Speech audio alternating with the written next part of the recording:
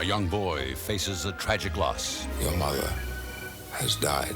I'm all alone now, sir. Hey, it's Janelle Waz, and welcome back to another episode of Treknalysis. A Bond villain origin story? Not even close, but there is a Bond involved. The TNG Season 3 episode, The Bonding. He is an orphan. I am an orphan. He will understand. Now, I've wanted to talk about the bonding for a little while now.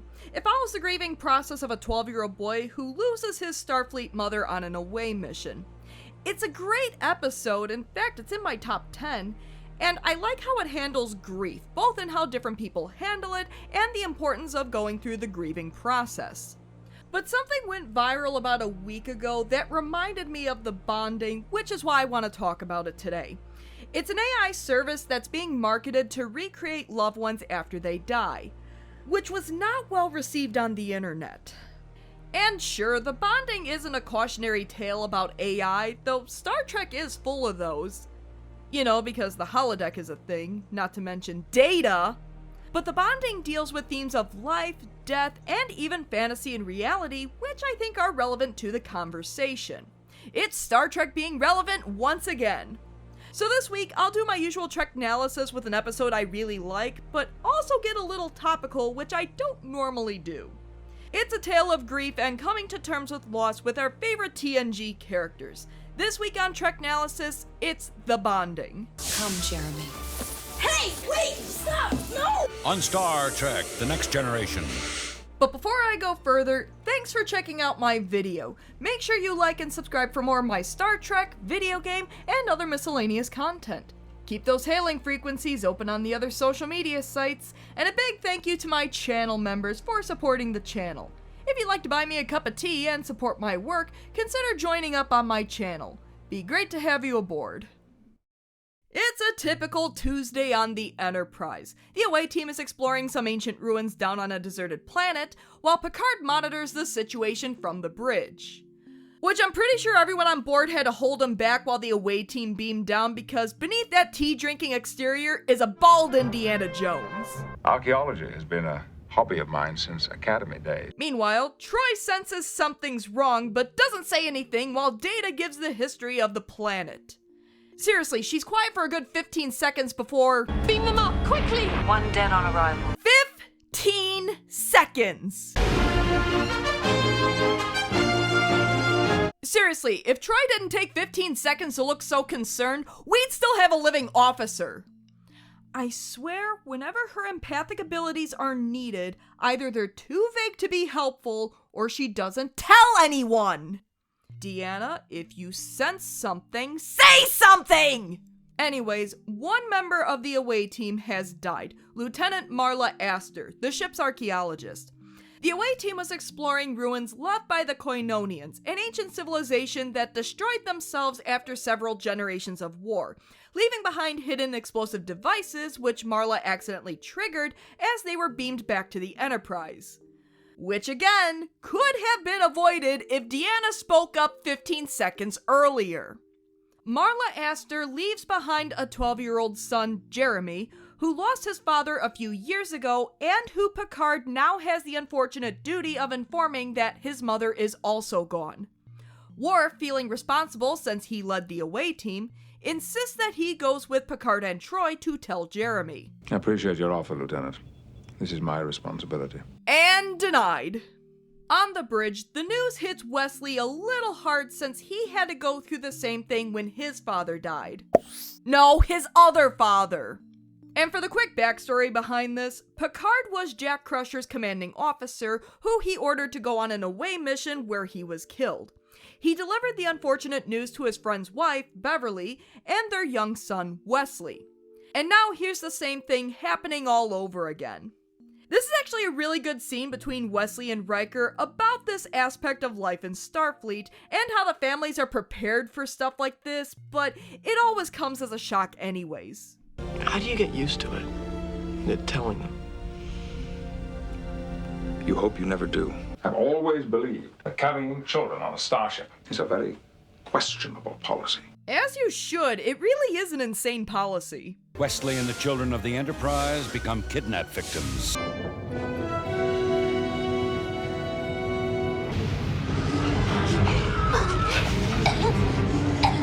actual scene where Picard tells Jeremy the news is a short scene, but there's a lot packed into it.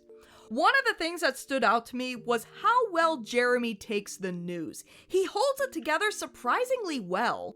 I mean, he's a kid, and he handles it with the composure of a Starfleet officer. Now, the other interesting thing is how kind Picard is to Jeremy. He's been shown multiple times, both before and after this episode, to be uncomfortable around kids, but here, he's very kind to Jeremy, even reassuring him that he's not alone on the Enterprise. I love seeing this side of Picard. I'm all alone now, sir. On the Starship Enterprise, no one is alone. I love this moment so much. Now, one of the things I like about this episode is how it handles grief from different perspectives. While Jeremy feels the loss of his mother the most, the episode takes the time to explore how Marla Aster's fellow officers react to her death, as well as the perspective of Wesley, who went through what Jeremy is going through now. Riker is joined by Data in 10 Forward to explore how familiarity with the deceased affects the way people mourn.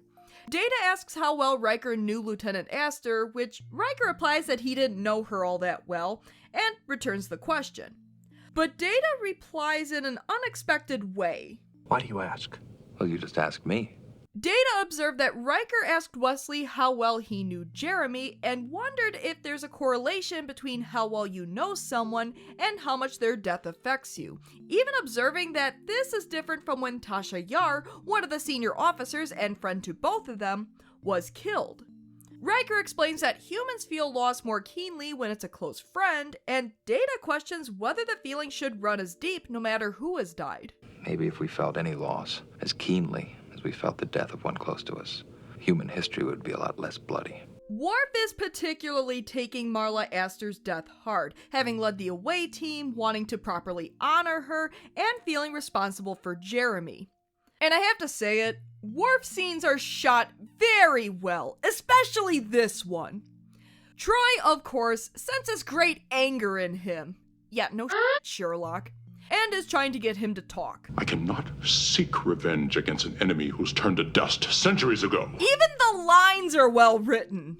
Worf wants to make Roostai with Jeremy, the bonding ceremony. Hey, episode title.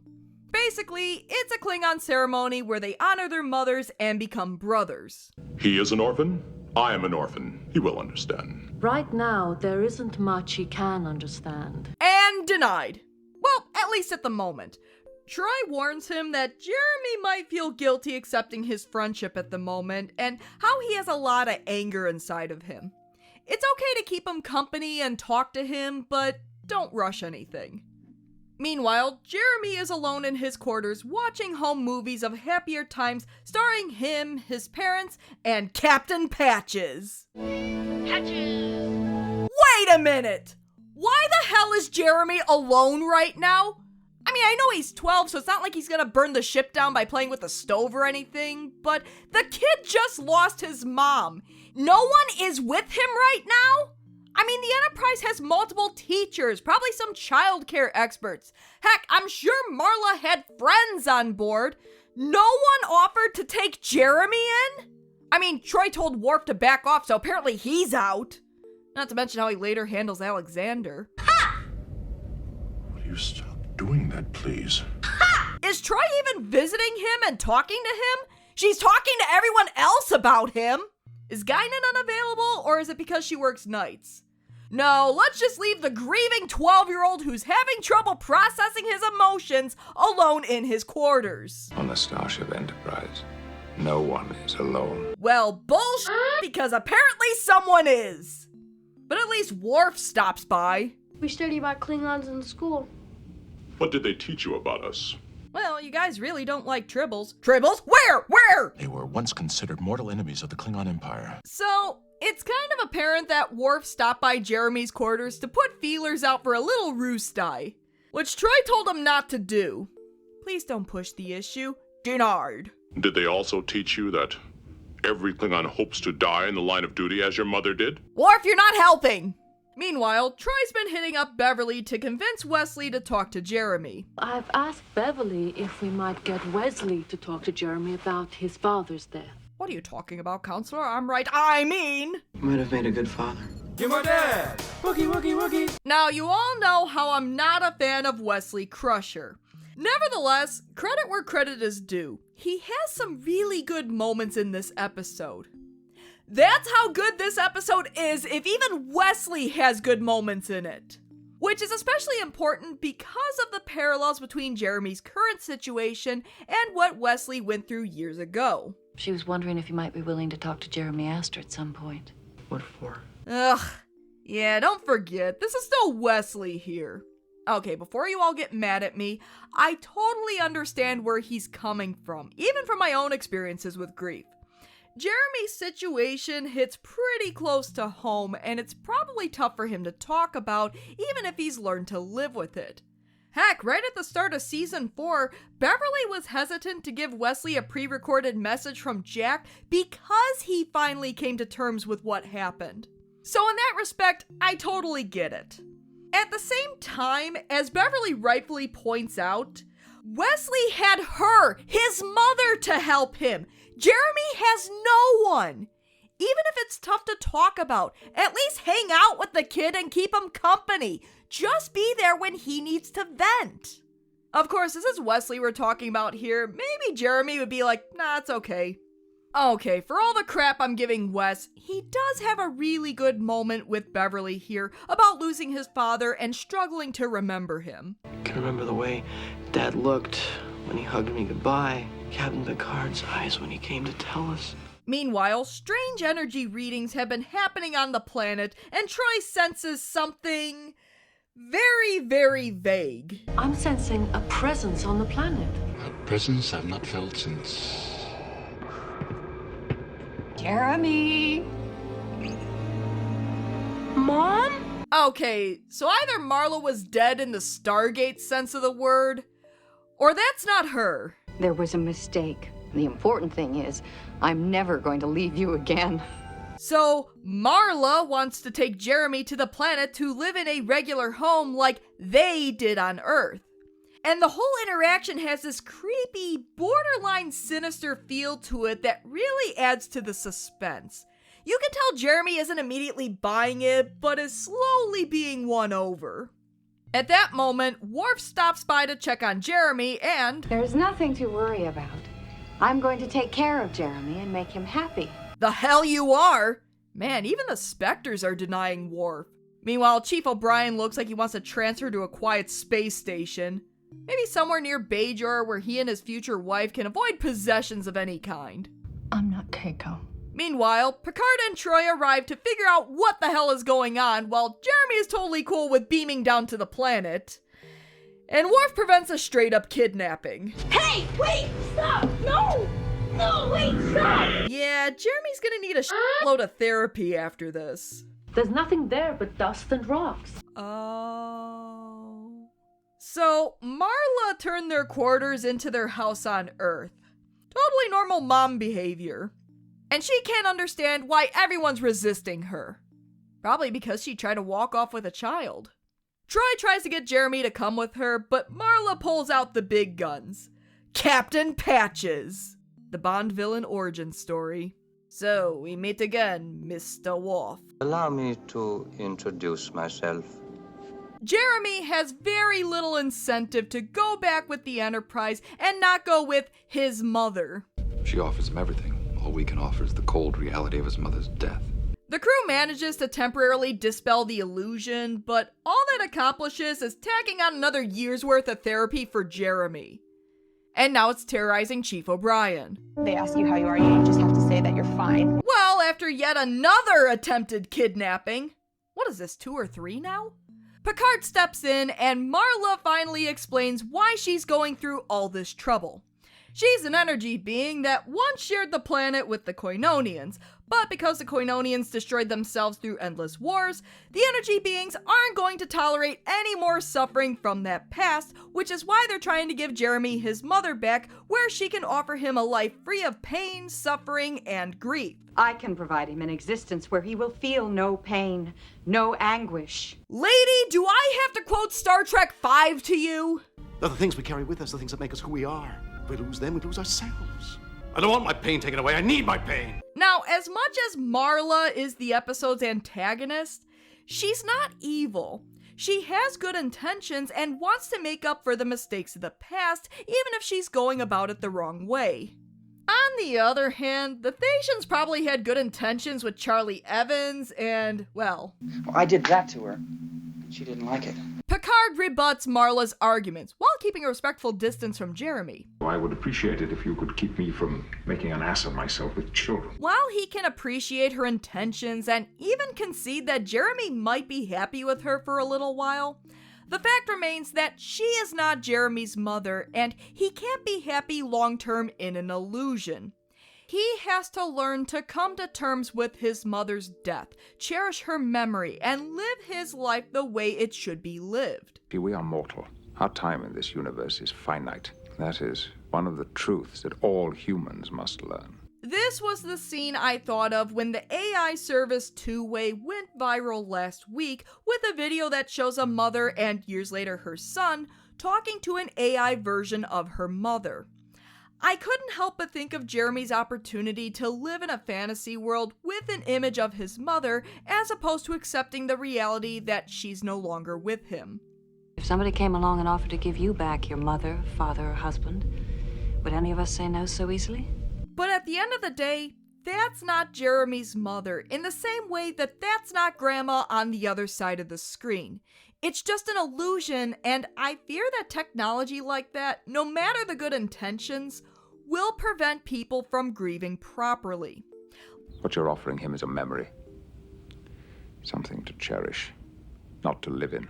Grieving is part of being human, and you shouldn't hide or ignore it. You have to go through the grieving process, let out your emotions, and eventually come to terms with what happened and remember and honor the ones you've lost. While it's certainly a tough road, I think going through the grieving process is better for us in the long run, both for our state of minds and our souls, than being in a perpetual state of denial. Jeremy must come to terms with his grief. He must not cover it or hide away from it. This is one of those moments where Star Trek unintentionally predicted the future in a way that we least suspected it. Anyways, Worf and Wesley come in, and Wesley finally talks about losing his father. Though I imagine the threat to the Enterprise expedited his decision. While he was prepared from a young age that something like this could happen, and he was brave and mature when the news came, he was still very angry, specifically at Picard. Because you led the mission. You came home and my father didn't. Kid, I've got news for you. This is also the moment when Jeremy begins to cry, which we hadn't seen throughout the entire episode. From receiving the news to watching home movies, even talking to Worf, Jeremy held it all in. He finally has that emotional release that he needed, and coincidentally, he's feeling the same way towards Worf that Wesley felt towards Picard. Why weren't you the one who died? Why did it have to be her? But Worf relates to Jeremy. He also lost both of his parents when he was very young. In fact, half of Jeremy's age. And it was humans who took care of him when he was alone. The Marla Aster he knew is gone, but they can honor her with the Roostai. You will become part of my family now and for all time. We will be brothers.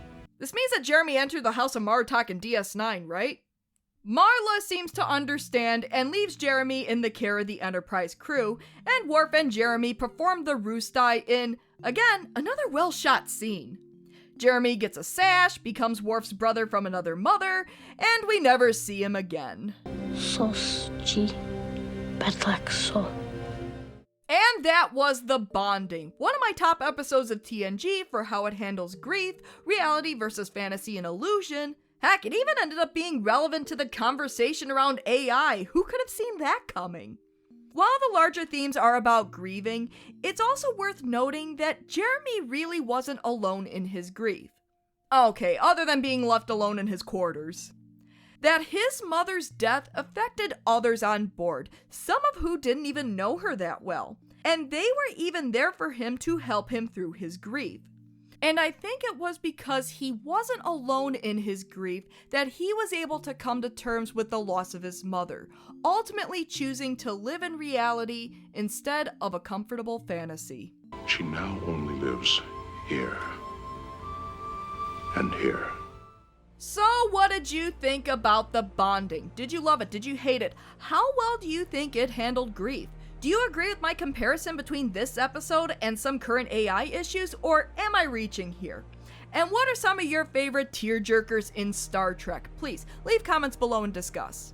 As always, thanks for tuning in to another episode of Treknalysis. If you like what you see, why not give my video a like and subscribe to my channel? Tell your friends. Until next time, Hatches!